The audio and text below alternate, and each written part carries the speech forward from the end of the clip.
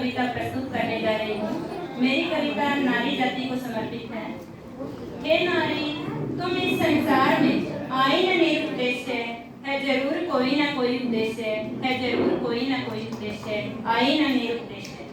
नहीं हो तुम इस सृष्टि के निर्माता, नहीं हो तुम इस सृष्टि की सृजनकार, विधाता है इस सृष्टि का निर्माता, विधाता है इस सृष्टि का सृजनकार। तुम तो एक निमित्त हो सृष्टि के निर्माण का, तुम तो एक निमित्त हो सृष्टि के सृजन का, तुम तो वो जरिया हो जिसे विधाता ने अपनी रचना के निमित्त के रूप में चुना।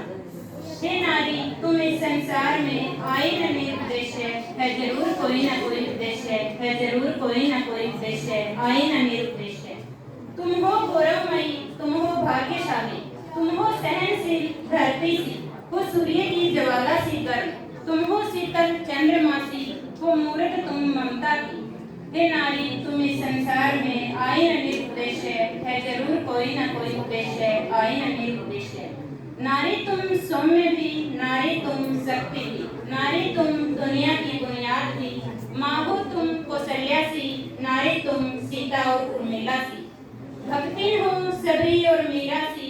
हे नारी, तुम इस संसार में आई न निरुद्देश्य, है जरूर कोई ना कोई उद्देश्य, है जरूर कोई ना कोई उद्देश्य। तुम कभी बछेंद्री पाल के रूप में आई, तो कभी कल्पना चावला के रूप में, तुम कभी चंडी के रूप में आई, तो कभी लक्ष्मी और सरस्वती के रूप में, तुम कभी लक्ष्मीबाई के रूप में आई, तो कभी विश्व सुंदरी के रूप में। चाहे किसी भी रूप में आई हो, लेकिन आई किसी न किसी उद्देश्य से, आई किसी न किसी उद्देश्य से। कभी तुम लता मंगेशकर के रूप में कानों में रस घोलती, तो कभी प्रतिभा पाटिल और द्रौपदी मुर्मू के रूप में देश की कमान संभालती, कभी देश की सुरक्षा कवच बनकर बॉर्डर पर गोली दागती, तो कभी माँ के रूप में वक्स से दूध का सोता बहाती, कभी बहन के रूप में रक्षा का धागा बनती, तो कभी भारिया के रूप में अपने आप को पति के हवाले कर देती। हे नारी, तुम इन संसार में आई न निरुद्देश्य, है जरूर कोई ना कोई उद्देश्य, है जरूर कोई ना कोई उद्देश्य, आई न निरुद्देश्य। हर रूप तेरा समरणीय, हर रूप तेरा अनोखा, हर रूप तेरा अद्वितीय, हर रूप तेरा अनुपम, हर रूप तेरा अनुपम। हे नारी, तू इस संसार में आई न निरुद्देश्य, है जरूर कोई ना कोई उद्देश्य, है जरूर कोई ना कोई उद्देश्य। धन्यवाद। सत्र के समापन पर अध्यक्ष अनुमोदन के लिए श्री निर्मला जी से आग्रह करूँगा कि इस सत्र की औपचारिक समाप्ति की घोषणा करें। और इसके तुरंत बाद केवल 5 मिनट का एक छोटा सा प्रोग्राम है, जिसमें जो प्रख्यात लेखक हैं वो अपनी अपनी किताबें आपके सामने प्रदर्शित करेंगे और उन किताबों के बारे में 1-1, 2 मिनट के वक्तव्य देंगे। धन्यवाद। आखिरकार ये कविता सत्र पूरा हो गया। आप लोगों ने देखा कि गद्य वाले जो हैं वो अपना लेकर आते हैं, पढ़ते हैं, लेकिन कवि जो होते हैं माइक से होते ही नहीं। और यही अंतर है एक लेखक में और एक कवि में। और कवि से जब हम लोग छोटे थे तो कैसे कवि होते हैं, अगर कवि की कल्पना करो तो हम सोचते थे कि लंबी दाढ़ी होगी, बड़े बड़े बाल होंगे, ऊंचे बाल होंगे, छोला होगा। लेकिन आजकल के कवि जो हैं जितने ग्लैमरस दिखते हैं देखने में, और उतना पढ़ते भी हैं, सुनाते भी हैं, जबरदस्ती भी सुनाते हैं और जबरदस्ती तालियां भी बजवाते हैं। अगर मैं सच बोल रहा हूँ तो आपको ताली बजानी। आज के जो कवि गोष्ठी थी काफी अच्छी तरह संपन्न हुई और जो श्रोता हैं उनका काफी साथ मिला। पहली कविता सीमा वर्मा जी की जो थी बेटी की होती है, उसमें उन्होंने कैसे सीता माता अहिल्या द्रौपदी से लेकर जो अभी आपके प्राचार्य ने बताया गीता चोपड़ा और उसके बाद निर्भया और वैसे वैसे कितने काम हुए हैं उन पर कविता पढ़ी। और बीएस मूर्ति साहब अध्यापक और शिष्य जितने वो सौम्य लिखते हैं और वैसी उनकी कविता भी थी अध्यापक और शिष्य के बारे में। राम प्रसाद यादव जी के बारे में मैं बोलना चाहूँगा कि हमारे सृजन संस्था के सबसे वरिष्ठ कवि हैं और काफ़ी नामी ग्रामी कवि हैं। उनके पास ऐसी ऐसी कविताएं हैं कि आप ताली नहीं बजाएंगे क्योंकि वो आपको समझ में आएगी ही नहीं। कभी कभी हम लोगों को भी समझ में नहीं आती है, हम बोलते हैं फिर से पढ़िए, 2 लाइन फिर से पढ़िए, तब समझते हैं हम लोग। उनकी कविता को सुनने का एक अलग ही आनंद है और उसका एक अलग ही वर्ग है जो उस कविता को सुन सके और समझ सके। पर आज उन्होंने इस माहौल के अनुसार ही कविता सुनाया जो बच्चों को भी पसंद आया और सभी को पसंद आया। राम प्रसाद जी, मधवाला कुशवाहा जी ने तो आप लोगों से प्रचार जी ने बताया कि आप लोग की पोल खोल दी और आप लोग काफ़ी खुश थे कि कैसे उन्होंने बताया कि बच्चे क्या क्या शरारत करते हैं फिर भी उन्हें बहुत प्यारे लगते हैं। डॉक्टर के अनीता जी जो सीजन से जुड़ी हुई हैं और उनकी जो प्यारी माँ जो कविता थी काफ़ी परमस्पर्शी कविता थी, वहाँ पर कविता हमेशा अच्छी रहती है और वैसे हैं आपने प्रस्तुत भी किया। भारती शर्मा जी तो माइक छोड़ी ही नहीं और एक पर एक सुनाती रही और काफ़ी मतलब उन्होंने वहाँ वही बटोरी क्योंकि उनकी गज़लें और उनकी जो भी कविताएं थी काफ़ी उम्दा थी और काफ़ी अच्छी थी। नायडू जी तो हमारे प्रिय हैं नायडू जी और करीब 15 साल से ज़्यादा से जुड़े हुए हैं और ये विशाखापट्टनम के हैं, तेलुगु भाषी हैं, फिर भी हिंदी में कविता लिखते हैं अच्छी तरह से और ये काफ़ी अच्छा है। फिर हमारे केंद्रीय विद्यालय के यादव जी, वो भी माइक नहीं छोड़ने वाले कवियों में थे। अगर हम उनसे जबरदस्ती नहीं करते तो 1 घंटा और गाते। उनके पास इतना मटेरियल पड़ा हुआ है, देखकर ही लग गया आपकी ये कविता सुनकर ही लग गया कि आपके पास बहुत है, भंडार है। और मालवीय जी आपका एक बहुत बहुत धन्यवाद, आपने भी काफ़ी अच्छी कविता पढ़ी। उसके बाद हमें 4 शिक्षिकाओं के दर्शन हुए और 2 से सुनने को भी मिला। आपके यहाँ रत्न है ये जो ये अनमोल रत्न बोला जाता है, आपकी शिक्षिकाएं जो हैं और जो भी हैं, मैं बोलना चाहता हूँ इसके बारे में। अब आता हूँ विद्यार्थियों के बारे में। स्वरचित रचनाएं जो विद्यार्थी कर रही हैं ऐसा ही करते रहें क्योंकि ये बहुत अच्छी बात है कि आप इस उम्र में लिखना शुरू की हैं। इस उम्र में अगर आप लिख रही हैं तो आप आगे जाकर के आप भी इस तरह से कार्यक्रम के अध्यक्ष बन सकती हैं और संचालन कर सकती हैं और उसे जारी रखेंगे। जानवी ने कविता सुनाया वहाँ पर। सिमरन की रश्मि रथी दिनकर हमें याद आ गया, हम लोगों ने भी रश्मि रथी पढ़ा था दिनकर पर और काफ़ी ओजस्वी कविता थी और काफ़ी ओज और जोश से सुनाया। सुसुरी ने सुनाया गुरु की महत्ता और अब फिर से आया उसमें जो अध्यापक और शिष्य रहता है तो गुरु की क्या महत्ता होती है, काफ़ी अच्छी कविता थी उनकी। और कुसुम जो पापा दीपावली में क्यों नहीं आए, वो कविता काफ़ी अच्छी देशभक्ति कविता थी कुसुम की। लक्षिता की फिर मुझे लगता है वो भी स्वरचित रचना थी, हिंदी भारतीय भाषा पर उन्होंने लिखा और हिंदी जो है वो सबके माथे की हिंदी, भारत माँ के माथे की हिंदी आप सभी जानते हैं वैसा ही था। और सुदीप्ता भी ने फिर वही कविता सुनाई जो पहली कविता हमने सीमा वर्मा जी से सुनी थी, लड़की के बारे में, कैसे लड़की को प्रदान किया जाता है उसी के बारे में। हाँ मैं एक लड़की हूँ और सुंदर कविता। मुझे लगता है कि मैंने सभी को कवर कर लिया, अगर किसी को कवर नहीं कर पाया हूँ तो मतलब मुझे माफ़ करेंगे। सभी ने काफ़ी अच्छी कविता सुनाई और मैं ज़्यादा समय नहीं लूँगा क्योंकि मैं कवि हूँ, लेकिन हाँ महादेव जी ने तो गद्य पढ़ा था तो मैं समय नहीं लूँगा और अगले कार्यक्रम के लिए मैं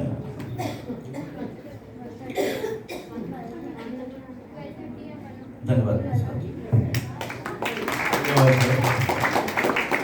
महादेव जी, जितना मैं महादेव जी के बारे में अक्सर एक बात बोलता हूँ, मुझे ये नहीं समझ में आता कि ये गद्य प्रिय लिखते हैं या पद्य प्रिय लिखते हैं।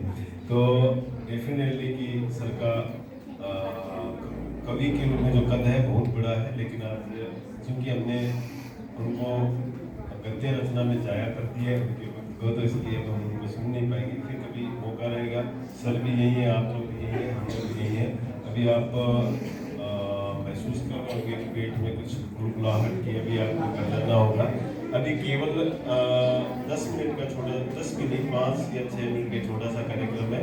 एक सर बैठे हैं, आपको पहचान पाएंगे, पारस यादव जी हैं। ये अपने स्कूल में एक बच्चा इनका पढ़ता है, ये अपनी किताबें लिखते हैं। मैं पुस्तक सत्र सर साथ साथ ही करूँगा अभी। आबादी सर अपनी सर ने पिछले 1 से 1.5 साल में 7 किताबें लिखी है और नोशन प्रेस से इन्होंने पब्लिश भी करवाई है। पूरे हमारे विद्यालय में इनका बच्चा पढ़ता है 12th क्लास में। काफ़ी जानते सब है उस बच्चे को, लेकिन नाम से नहीं जानते। एक भैया है जो टीचर्स वर्सेस स्टूडेंट का मैच था, उस दिन वो एंकरिंग कर रहा था क्रिकेट। आकाश के पापा है, ठीक है। वो भी काफ़ी मुखर है, काफ़ी उसमें क्रिएटिविटी से स्पॉन्टेनियसली है सर, उसमें सब रेस्पेक्ट काफ़ी बहुत है। मैं सबको निवेदन कर रहा हूँ बिना किसी औपचारिकता में केवल 2 मिनट में अपनी किताबों का परिचय। Thank you sir.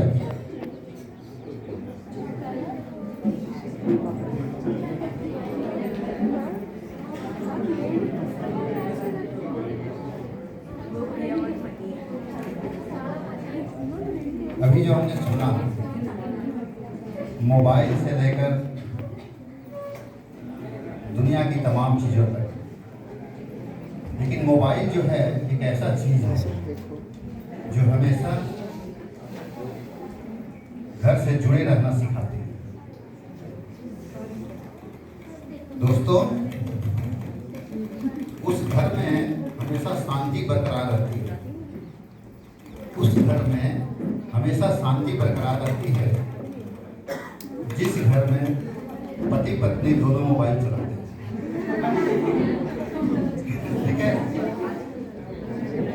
कुछ रचनाएं हैं सिर्फ प्रकृति की देन।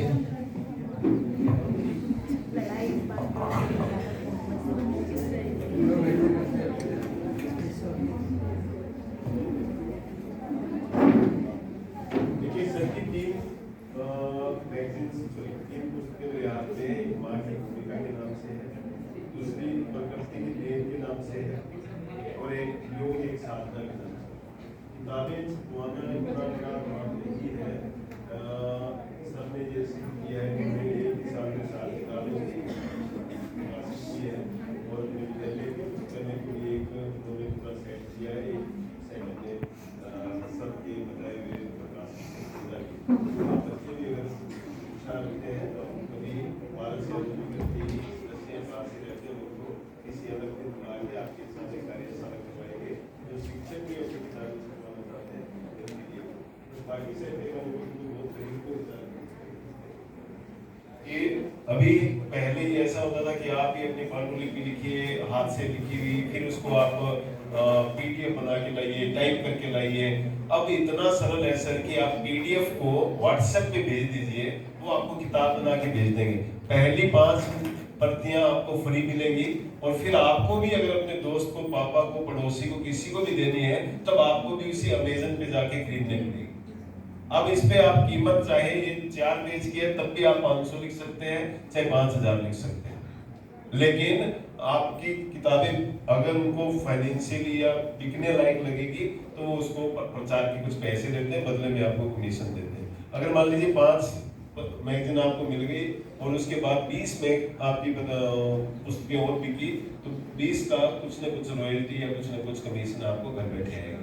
इसमें एक तरीके से हम लोग कहें चेहरा रहित प्रकाशन है।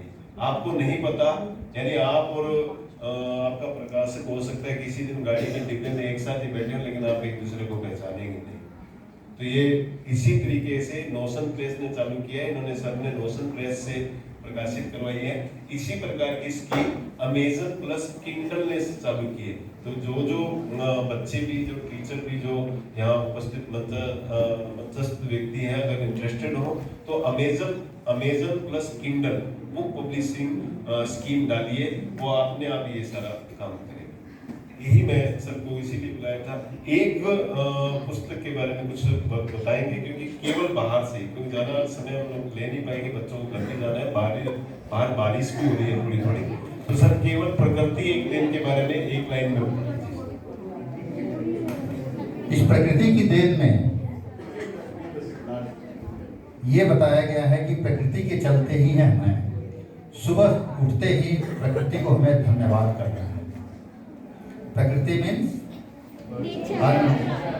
अन्न, वायु, जल, अग्नि और मिट्टी, ये प्रकृति से बने हुए हैं और इन्हीं की बदौलत हम हैं। सुबह उठते ही प्रकृति का नमन, और उसी पे आधारित है ये प्रकृति की देन। प्रकृति ने हमें क्या दिया है आज तक और क्या देती रहेगी जिंदगी भर तक। अगर कोई लिखना छपवाना चाहता है तो notion press is the best platform, सबसे अच्छा प्लेटफॉर्म है नोशन प्रेस, जो चेन्नई में है।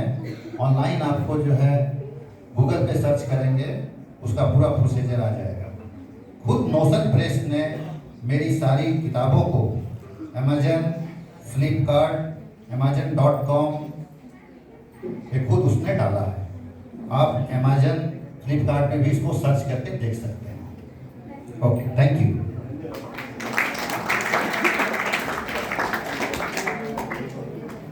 की लिखी हुई सारी पुस्तकें अपने पुस्तकालय में प्रदर्शनी में प्रदर्शित की गई है, वहां से भी आप देख सकते हैं। एक बार जोरदार ताली पारस काफी बिजी टेक्स्ट के बावजूद भी केवल एक मैसेज और एक संदेश भेजा सर को, तो सबने तुरंत अपना आमंत्रण स्वीकार किया आज हमारे बीच में। अभी सीमा वर्मा जी की भी एक पुस्तक आई है विरासत के नाम से। मैं चाहूँगा कि केवल 2 मिनट का समय लेते हुए उस पुस्तक के बारे में हम सबको बताएं कि वो इस पुस्तक रचना की क्या प्रक्रिया रही, उनका इसका शीर्षक यही क्यों है और क्या इसकी रणपत्री है। हमारी पुस्तक का नाम है विरासत। मैं ऑल इंडिया रेडियो से स्टोरी बोलती हूँ, कहानी बोलती हूँ। ये उसी का संकलन है। हमारे गुरु टी महादेव राव जी, हमारे पति नीरव जी, इन सब का साथ था। बेटे ने भी बढ़ावा दिया। ये लघु कथाओं का बुक है विरासत। बहुत thank you very much sir. Madam ji, गुरु और पतिदेव श्री नीरव वर्मा जी और हमारी संस्था के अध्यक्ष भी। धन्यवाद। मैं अंग्रेजी और हिंदी दोनों में लिखता हूँ और मेरी किताब एक है did you hug your child today, वो इफेक्टिव पेरेंटिंग पर थी, जो कि 12 साल तक के बच्चों के अभिभावकों के लिए है। और दूसरी जो है नारी मुक्ति, वो व्यंग्य संग्रह है। मैं कविता भी लिखता हूँ और व्यंग्य कहानी भी लिखता हूँ, बट व्यंग्य को मैंने पुस्तक रूप में दिया है। और 2 और किताबें प्रकाशित हो रही हैं और शुरू से लिखता हूँ, बस और कुछ नहीं है। धन्यवाद सर। और अब हम लोग अंतिम में सुनेंगे डॉक्टर टी महादेव। बड़ी लंबी चौड़ी वो ढेर लगा के बैठे हैं सर, खूब सारी किताबें सर ने प्रकाशित की अपने जीवन में। उनमें से कुछ सर दिखाएंगे, मैं दिखाऊंगा आप सबको, और सर इनके बारे में बताएंगे सर। धन्यवाद। आपका बहुत ज़्यादा समय नहीं लूँगा। जब भी कोई बात दिमाग में आती है या कोई चीज़ स्फुरित होती है, तो उसको किस विधा में लिखना है ये थोड़ा सा मुश्किल होता है, लेकिन मैंने थोड़ा सा उसको अपने आसान बनाया है। जिससे नाटक संग्रह भी है, इसमें कविता संकलन भी है और मेरी शोध प्रबंध भी जो है इसमें है। तो लिखने का, जैसे कहते हैं हम लोग, लिखना मेरी सांसों में बसा हुआ है और यही कारण है कि मेरे अभी तक 8 पुस्तकें आ चुकी हैं और 2 शीघ्र ही प्रकाशित होने वाली हैं। मैं इन सब के पीछे अपने साथियों, सृजन के साथियों का बाहरी आभारी हूँ, खासकर हमारे वर्मा जी और सीमा जी और मूर्ति साहब, एकाधिपुर यादव जी, राम प्रसाद यादव जी, इन सबका आभारी हूँ कि इन्होंने समय समय पर मुझे प्रोत्साहित किया और लिखने के लिए प्रेरित किया। आपने मुझे धैर्य से सुना। धन्यवाद। धन्यवाद सर। ये कार्यक्रम का तीसरा और अंतिम सत्र था। अब हम लोग विद्यालय परिवार की तरफ से एक छोटा सा सम्मान का प्रतीक, ये शॉल उड़ाकर सभी आज के जो पधारे हुए अतिथियों का स्वागत करेंगे और उसके बाद हम लोग प्रस्थान करेंगे आगे के कार्यक्रम के लिए। मैं सबसे पहले टी महादेव जी को आमंत्रित करता हूँ कि वो आए और साथ में कमलजीत जी से निवेदन करता हूँ कि वो सर को शॉल उठाकर सर का सम्मान करें। सर आज ही एक बच्चा मान जी, मेरे माँ आगे आ जाइए, गणेश सर भी आ जाइए, Renu madam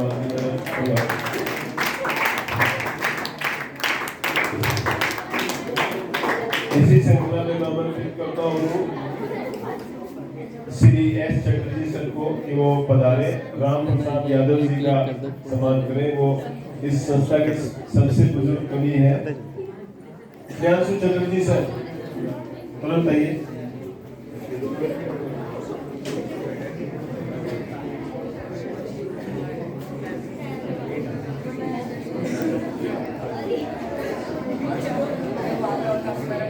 Shri B Shridhar sir आमंत्रित है नीरव वर्मा जी का स्वागत करने के लिए।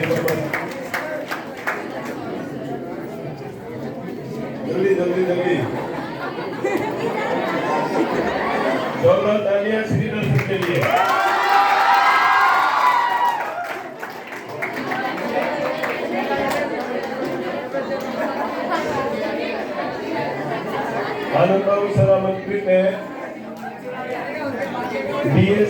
मूर्ति सबका सौर उड़ाकर अभिवादन करने के लिए आनंद बाबू सर। श्रीनिवास मूर्ति नैनी जी आप भी लाइन में रहिए। लक्ष्मी मैडम आप भी लाइन में रहिए।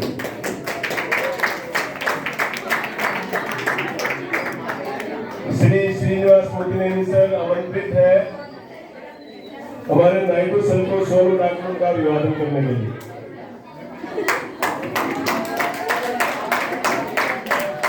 श्रीमती लक्ष्मी मैडम आमंत्रित है सीमा वर्मा मैडम को सौर उड़ाकर उनका अभिवादन करने के लिए।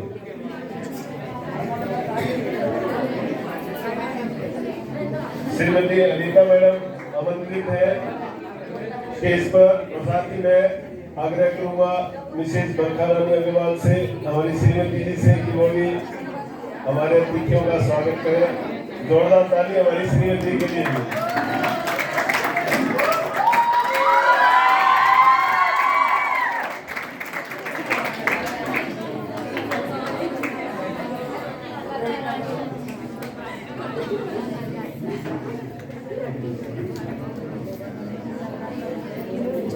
श्रीमती पीवीएसएस राजामणि मैडम आमंत्रित है हमारे मधुबाला कुशवाहा मैडम को फूल उड़ाकर अभिवादन करने के लिए। आशा मैडम भी आ जाइए। आशा मैडम, आशा यादव मैडम।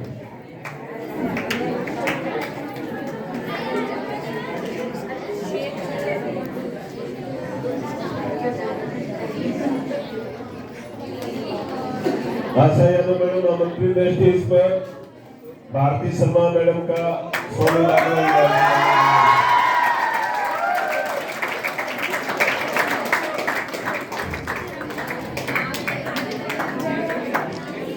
श्री राजू सर आमंत्रित है गोभी सर के साथ।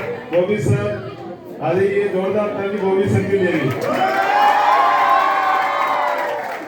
गोभी सर वो शॉल पहन के यही आप मिठू जैसे लग रहे हैं। गोभी सर आमंत्रित है हमारे पारस यादव जी का सम्मान करने के लिए सोनू डॉक्टर।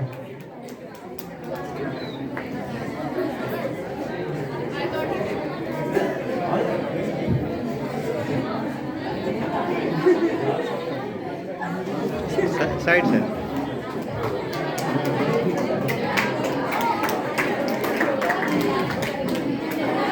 योगा सर और कुमार स्वामी सर आमंत्रित है जहां साहब को सोनू डाकरू का अभिवादन करने के लिए। कुमार स्वामी सर और योगा सर। आवाज नहीं बेटा, आवाज नहीं, बस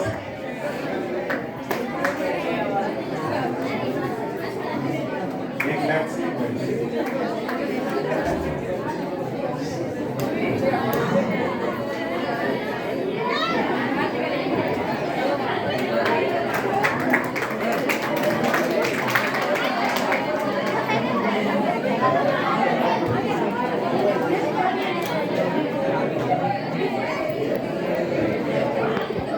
अभी नवीन सर से निवेदन है कि हमारे यादव जी को सोनू डाकरू का अभिवादन करें।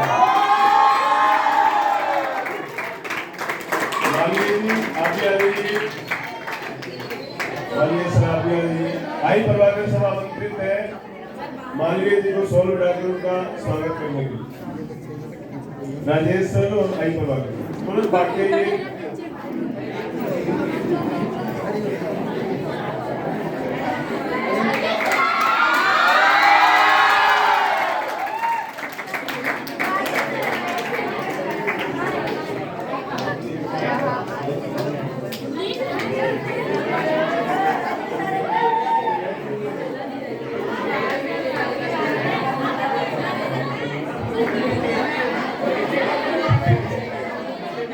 बैठिए सब लोग। अब लास्ट में मैं स्वयं सर बलराम देवासी जी को आमंत्रित करूंगा कि हमारे साथी प्राचार्य कमलजीत जी का भी सोनू डाकर अभिवादन करें। इतने व्यस्त कार्यक्रम में से इन्होंने समय निकाला विद्यालय में। जोरदार तालियों से सर के लिए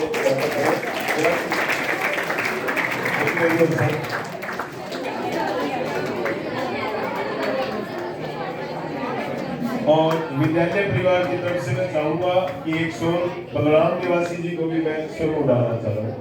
उन्होंने इतना बड़ा कार्यक्रम आयोजित किया। एक बार पूरा विद्यालय परिवार उनको जोरदार तालियों से स्वागत करें।